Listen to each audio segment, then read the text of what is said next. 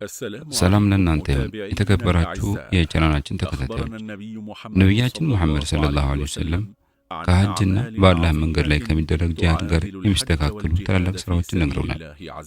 የመጀመሪያዎቹን የዙል ሒጃ ቀናት መጾም ታላቅ ትርፍ አለው። እርሱም ከአንድ ሙሉ ዓመት ጾም ጋር ይስተካከላል። ነብያችን ሰለላሁ ዐለይሂ ወሰለም በእነዚህ ቀናት ውስጥ የሚሰራ መልካም ስራ ይበልጥ የተወደደበት ሌላ ቀን የረገጠ የለም ብለዋል። ሰሃቦችም በአላህ መንገድ ላይ የሚደረግ ጂሃድም ቢሆን አሏቸው። እርሳቸውም በነፍሱና በገንዘቡ ወጥቶ ምንም ሳይዝ ወይንም በሰማዕትነት ከተመለሰ ሰው በስተቀር በማለት በአላህ መንገድ ላይ የሚደረግ ጂሃድ ቢሆን አይስተካከለውም አሉ። እኛ ሙስሊሞች እነዚህን ቀናት የምንጾምበት በየቀኑ የተከሰቱ ታላላቅ መለኮታዊ ክስተቶች ስላሉም ጭምር ነው። የመጀመሪያው ቀን አላህ የአደምን ዐለይሂ ሰላም ስህተት የማረበት ቀን ነው። ይህንን ቀን የጾመ ሰው አላህ ወንጀሉን ይምርለታል። ሁለተኛው ቀን አላህ የዩኑስን ዐለይሂ ሰላም ዱዓ ተቀብሎ ከአሳ ነባሪ ሆድ ያወጣበት ቀን ነው። ይህንን ቀን የጾመ ሰው አላህን የአይን ጥቅሻ ያክል እንኳን ሳያምጽ 1 ዓመት ሙሉ እንዳመለከ ነው። ሶስተኛ ቀን አላህ የዘከርያን ዐለይሂ ሰላም ዱዓ የተቀበለበት ቀን ነው። ይህንን ቀን የጾመ ሰው አላህ ዱዓውን ይቀበለዋል። አራተኛው ቀን ዒሳ ዐለይሂ ሰላም የተወለዱበት ቀን ነው።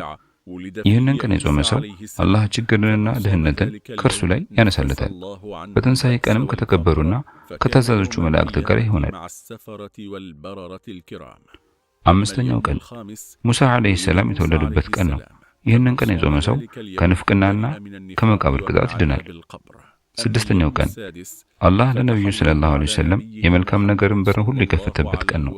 ይህንን ቀን የጾመ ሰው አላህ በእዝነት አይኑ ይመለከተዋል። አላህ በእዝነት አይኑ የተመለከተው ሰው ደግሞ ፈጽሞ አይቀጣውም። ሰባተኛው ቀን ሰባቱ የጀሃነም በሮች የሚዘጉበትና 10 የዙል ሒጃ ቀናት እስኪያልፉ ድረስ የማይከፈቱበት ቀን ነው። ይህንን ቀን የጾመ ሰው 30 የችግር በሮች ተዘግተውለት 30 የእፎይታና የቅልጥፍና በሮች ይከፈቱለታል።